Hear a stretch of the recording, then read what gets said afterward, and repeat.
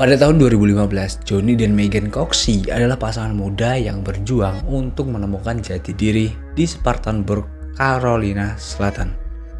Keduanya adalah pasangan suami istri muda yang dikaruniai satu orang anak.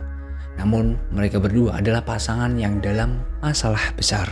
Keduanya kesulitan untuk melawan kecanduan narkoba yang bisa dibilang cukup parah. Karena hal inilah, mereka berdua kesulitan untuk mendapatkan pekerjaan dan menyediakan rumah yang stabil untuk anaknya.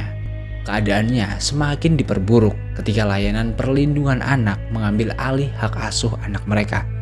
Setelah kejadian itu, gak lama kemudian keduanya ditangkap karena pelanggaran terkait dengan kecanduan narkoba. Dan pada saat itulah mereka berdua berada di titik paling rendah. Tapi kemudian nampaknya secercah cahaya terang terbit kembali. Pada saat itu, setelah mereka keluar dari penjara, Megan mendapat tawaran pekerjaan dari salah seorang pria yang bernama Todd Kohlhepp. Dia adalah seorang agen real estate kaya yang sebelumnya ditemuinya saat bekerja sebagai pelayan. Megan ditawari sebuah pekerjaan yang bergaji tinggi. Tugasnya adalah membersihkan lahan seluas 95 hektar yang baru dibeli Todd di daerah terpencil Spartanburg Country. Karena pada saat itu Megan dan suaminya sangat membutuhkan uang, pasangan suami istri ini kemudian dengan senang hati menerima tawaran tersebut. Dan di tanggal 19 Desember 2015, Megan menelpon ibunya untuk memberitahu pekerjaannya tersebut. Dan dia memberitahu bahwasannya dia dan suaminya akan bekerja di sana. Tapi sepertinya panggilan itu adalah panggilan terakhir dari Megan kepada keluarga terdekatnya. Kenapa gue bilang gitu? Karena 3 hari kemudian, ibu Megan coba menghubungi putrinya, tapi nggak ada jawaban. Dia kemudian mencoba menghubungi Johnny, tapi Johnny juga nggak bisa dihubungi. Ingat bahwasanya anaknya ini mempunyai riwayat penyalahgunaan narkoba. Ibu Megan mengkhawatirkan hal terburuk terjadi kepada Megan dan Johnny. Apakah mereka berdua overdosis? Karena panik, ibu Megan ini kemudian bergegas pergi ke rumah mereka. Tapi Megan dan Johnny nggak ada di sana. Dan hal ini sepertinya cukup aneh. Sebelumnya Megan dan suaminya ini nggak pernah menghilang tanpa kabar seperti sekarang ini. Ibu Megan kemudian melaporkan ke kepolisian bahwasanya Megan dan suaminya hilang. Pihak kepolisian yang menyelidiki hal ini, mereka kemudian menghubungi orang terakhir yang kemungkinan berhubungan dengan pasangan suami istri itu. Yap, Todd Kohlhepp. Kepolisian kemudian menginterogasinya. Dia ditanyai apakah pada waktu itu Johnny dan Megan ada di tempatnya untuk bekerja. Nah, dia menyatakan bahwasanya benar pasangan suami istri itu kerja di sana. Namun pada saat itu Johnny dan Megan hanya sehari kerja di tempat Todd. Dan Todd juga mengakui bahwasanya dia telah membayar mereka. Setelah itu mereka pergi. Dan dia juga nggak tahu kemana perginya pasangan suami istri itu, Pak. Tanpa menemukan petunjuk dan tanpa menemukan bukti apapun, kepolisian cuma mempunyai satu teori, yaitu pasangan itu kemungkinan menggunakan uang yang mereka hasilkan untuk membeli narkoba dan menghilang dalam keadaan mabuk-mabukan. Kasus ini nggak kunjung terungkap dan nggak diketahui di mana keberadaan Megan dan Johnny. Dan menurut kalian gimana nih? Kemana perginya pasangan suami istri ini? Apa ada sesuatu yang telah terjadi dengan mereka sampai mereka menghilang gitu aja? Hilangnya Megan dan Johnny belum menemukan titik terang. Namun 8 bulan kemudian pada tanggal 31 Agustus 2016, pasangan yang berasal dari Spartanburg lainnya yaitu Kayla Berm dan Charlie Carver juga menghilang tanpa jejak. Namun pasangan ini gak seperti Johnny dan Megan. Kayla dan Charlie bukan pasangan yang kecanduan narkoba. Charlie yang pada saat itu berusia 32 tahun adalah operator percetakan yang pekerja keras. Sedangkan Kayla yang pada saat itu berusia 30 tahun, dia itu sering mengambil pekerjaan sambilan untuk mencari nafkah. Nah, pasangan ini baru menjalin hubungan asmara kurang lebih 1 bulan. Tapi nampaknya mereka berdua nih sudah saling serius dan Charlie juga udah memperkenalkan Kayla kepada keluarganya. Ayah Charlie yang tiap hari mengirim pesan atau bahkan teleponan, di hari itu dia nggak bisa menghubungi Charlie. Dan hal ini di luar kebiasaannya, Pak. Di awalnya, ayah Charlie hanya menduga kemungkinan anaknya pergi ke suatu tempat secara dadakan atau mungkin HP-nya rusak. Tapi seiring berjalannya waktu, kekhawatiran pun mulai bertambah. Setelah 48 jam tanpa kontak, ayah Charlie pergi ke rumah putranya. Tapi Charlie nggak ada di rumah. Dia kemudian pergi ke rumah Kayla, tapi dia juga nggak menemukan mereka berdua ada di sana. Jelas saja pasti ada sesuatu yang telah terjadi dengan mereka. Nggak ada tanda-tanda dari keduanya ataupun petunjuk kemana mereka pergi. Pada saat itu, ayah Charlie kemudian langsung menghubungi pihak kepolisian untuk melaporkan hilangnya Charlie dan Kayla. Setelah melakukan penyelidikan dan tanpa menemukan hasil atau petunjuk yang berarti, Seperti kasus sebelumnya, kepolisian kemudian menghentikan penyelidikan dan kasus ini berhenti sampai di situ aja. Namun, pada saat pihak penyelidik menganalisis pin menara seluler, mereka bisa mengetahui lokasi terakhir ponsel Kayla yang diketahui membuat mereka ini cukup merinding, Pak. Terakhir kali, Kayla berada di dalam properti seluas 95 hektar dan lokasi itu adalah lokasi yang sama tempat Johnny dan Megan menghilang beberapa bulan sebelumnya. Apa yang sebenarnya terjadi dengan mereka ini? Setelah pihak kepolisian mendapat surat perintah untuk menggeledah lahan itu, pihaknya langsung mengerahkan 2 tim, 1 tim ke kawasan hutan dan 1 lagi ke rumah Todd untuk menginterogasinya. Dengan muka tanpa khawatir, Todd bersaksi bahwasanya Kayla dan Charlie memang pada saat itu juga kerja di tempatnya. Namun dia juga mengklaim bahwasanya dia telah membayar keduanya dan setelah itu keduanya pergi dan dia nggak tahu kemana perginya mereka. Sementara tim kedua petugas yang memasuki area hutan yang lebat saat mereka berjalan melalui semak-semak belukar yang lebat dan menyusuri jalan akses menuju tempat terbuka, mereka kemudian menemukan sesuatu yang cukup mengerikan. Sebuah kontainer pengiriman diamankan dengan 5 gembok dan rantai. Mereka curiga dengan hal ini. Kemudian mereka membuka kontainer itu menggunakan pemotong gembok. Setelah pintu berhasil dibuka, alangkah terkejutnya mereka ketika melihat Kayla yang berada di dalam kontainer itu dalam keadaan tubuh yang lemas. Bukan cuma itu, Pak. Kayla pada saat itu dirantai di dinding seperti binatang. Pihak kepolisian kemudian langsung mengamankan Kayla dan sekaligus mengamankan Todd. Setelah kondisi badannya sudah membaik, Kayla dimintai keterangan tentang apa yang telah terjadi di hari itu. Dan dia menjelaskan apa yang telah terjadi dengannya dan Charlie pada hari itu.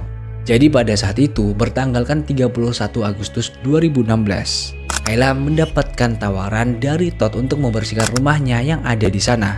Karena memang Kayla membutuhkan uang, dia kemudian menerima pekerjaan itu.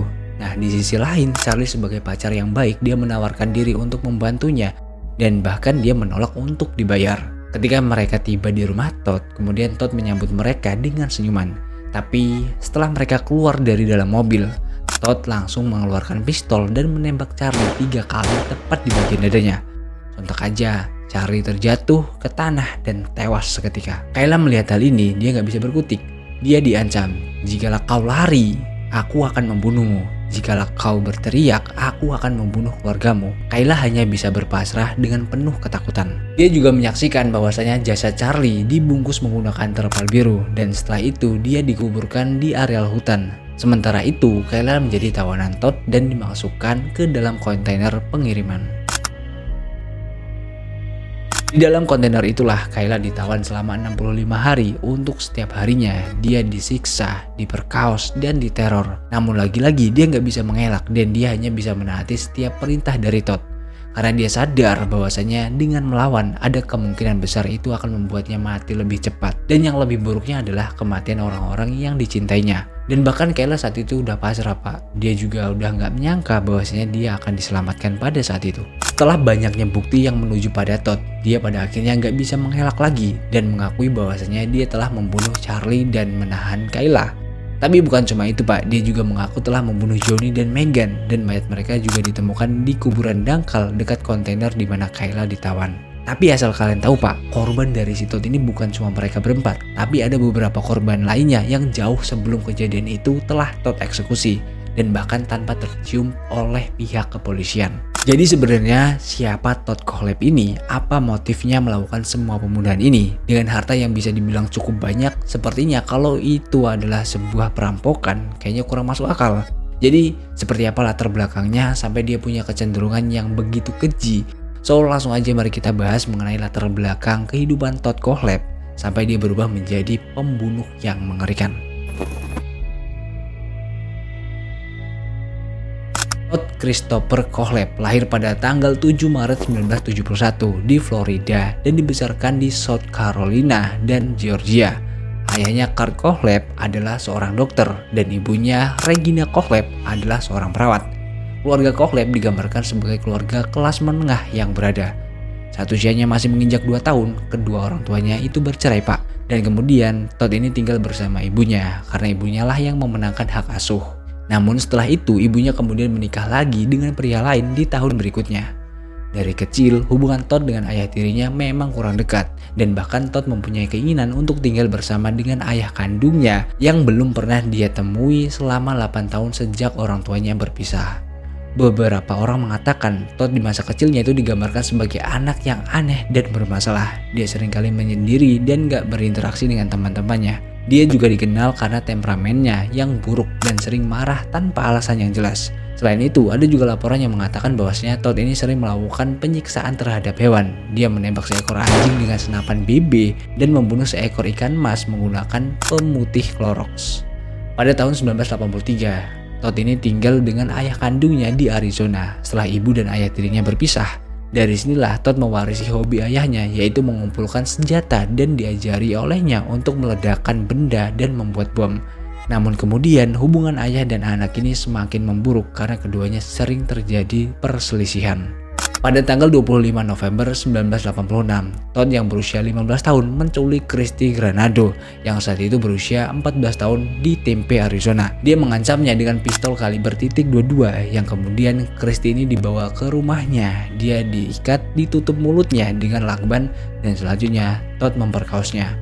Setelah puas dengan hasratnya itu, kemudian Todd ini mengantarkan Christy pulang dan mengancamnya akan membunuh seluruh keluarganya jika dia memberitahu siapapun tentang apa yang telah terjadi.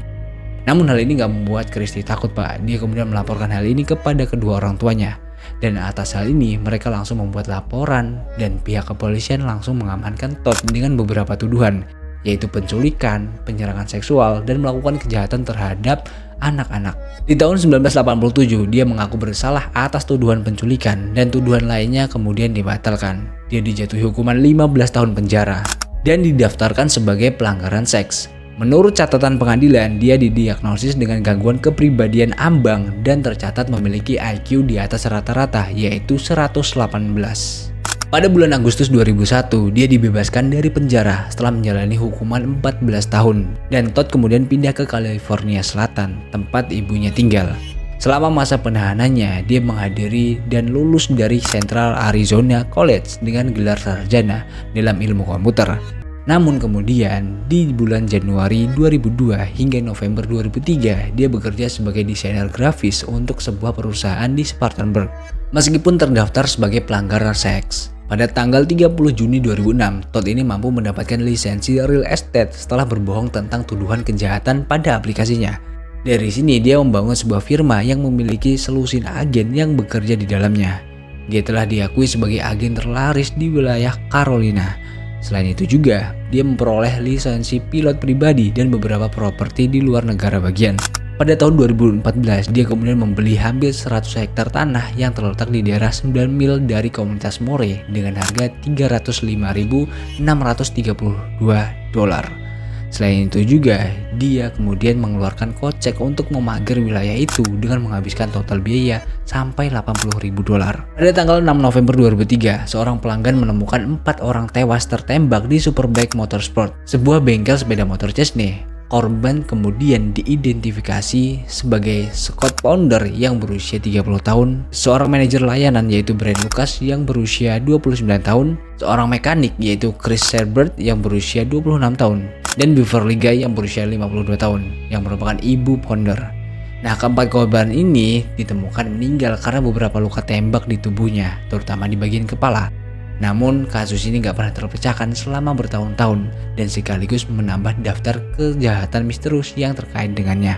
Namun sayangnya kejahatan Todd ini baru bisa terungkap setelah dia melakukan tindakan kejahatan yang telah dia lalui selama beberapa waktu. Tepatnya di tahun 2016 kasusnya ini bisa terpecahkan setelah pihak kepolisian bisa menemukan Kayla Brown, dan saat itulah menjadi titik terbongkarnya semua aksi tindak kejahatan dari Todd. Di dalam penyelidikannya, pihak kepolisian juga berhasil menemukan kuburan di dekat kontainer di mana Kayla ditahan. Di dalam sana terdapat jasad Charlie, Megan, dan Johnny. Atas perbuatannya, Todd dijatuhi hukuman 7 hukuman seumur hidup berturut-turut tanpa kemungkinan pembebasan bersyarat.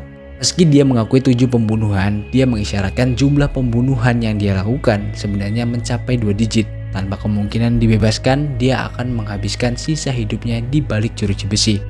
Dan itulah tadi kasus yang gue bahas di hari ini. Gimana menurut kalian soal kasus ini? Kasih pendapat kalian di kolom komentar. Gue mohon maaf kalau ada salah kata dalam menyampaikan informasinya. See you di next video dan jangan lupa klik tombol subscribe, itu gratis Pak.